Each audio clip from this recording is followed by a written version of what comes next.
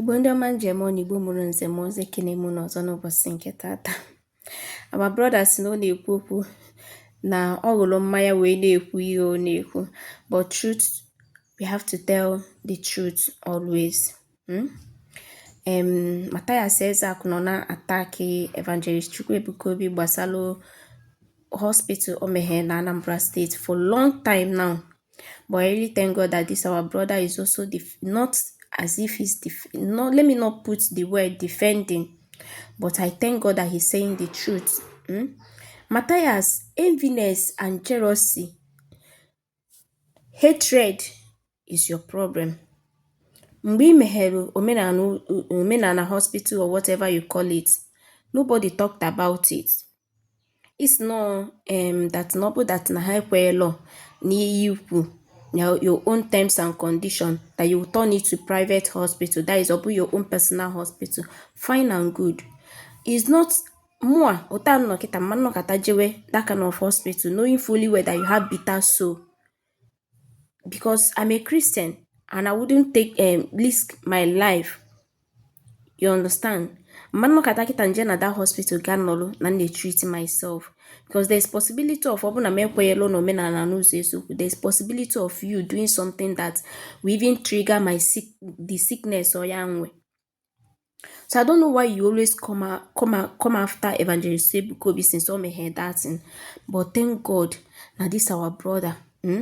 Gwalogi otoshiwe digi otishiwe choya, that is ogwa front and back on daya.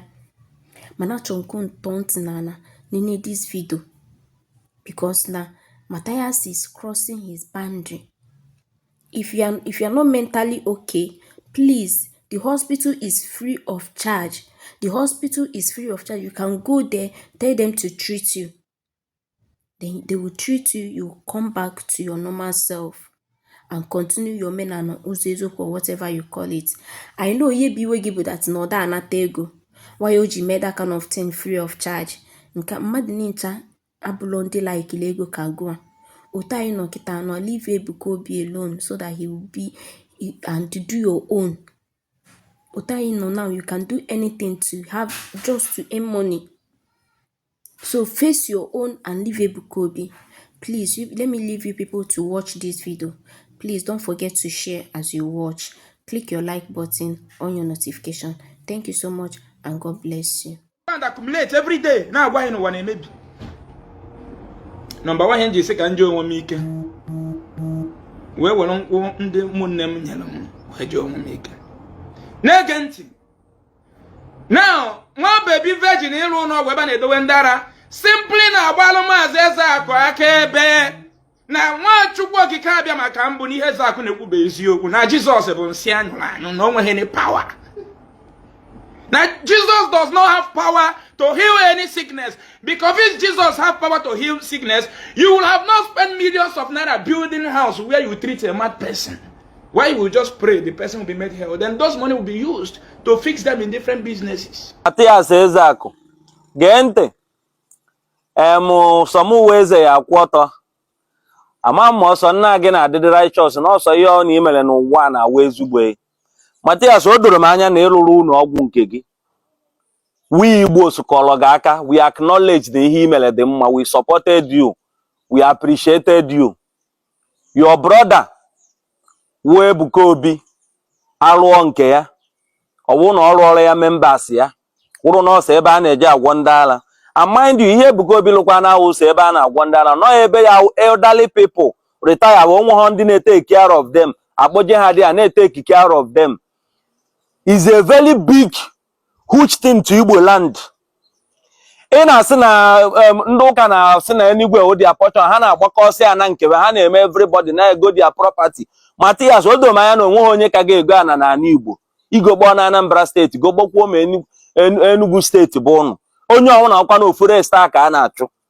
Mathias o ka nwaze the truth onwe ihe mmadụ ya emecha n'ụwa na ịkwụsị dise mena na bụ ụzọ eziokwu ị na-eme because ọ na-enye gị ego. You are living well with it.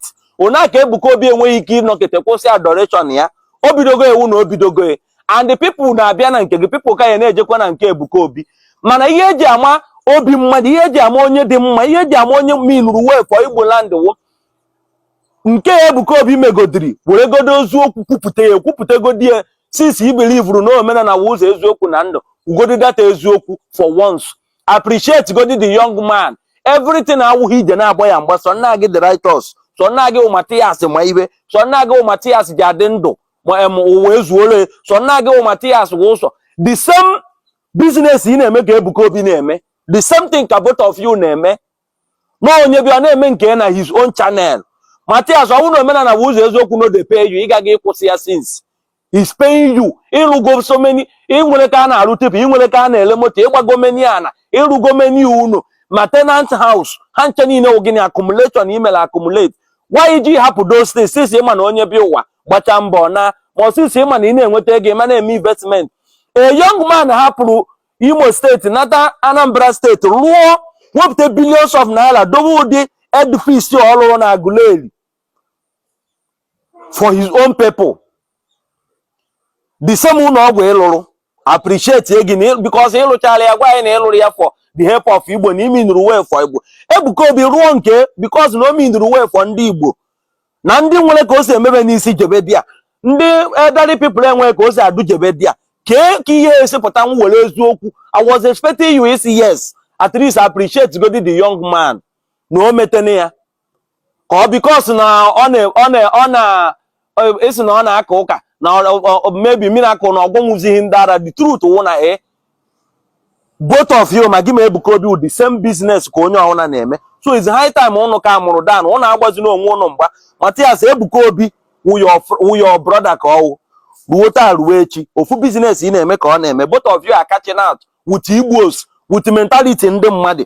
Both of you na catch out with mentality ndị mmadụ so understand the area today. Ọ mụ na-agwa gị ma ịnụ ya ekwe biko nna anyị ụnụ ahụ na fọ ndị ka ghọtara onwe ọwụ na ala aka gbawabeghị gị maka ndị alụ ọrụ unu ndị ala ọwụ na ala agbawabeghị gị anyị ka na-elekwa na n'Amansi Ọka n'azụ Unizik back gate a plot of 5 million naira with documentation fee 5.3 million everything n'azụ Unizik gbaa phone number ị bịa na golana amara na ị nidie any land ị chọrọ iji m investment n'Ọka ebe ị chọrọ ịrụ họteelụ kpọọ phone number nọ hia kọntaktị ama egosi gị na ị na-enwe aṅụrị ma ọkwa na ala ayibabeghị go because ala ayiba ga ịma na alụgo ka ihe eje nọ ịghọta so ibe nnachi ịgwa in total onye ọwụna kwụtie onwe ya na akpa anyị niile ebe anyị nọkwana ya abacha everybody o ya abacha ụwa anyị nọ na ya abacha everybody ọwụ ofu onye ya arụcha ego niile a ka mụ ọnụ dan before na achụba m ekwumana difference of alcohol his own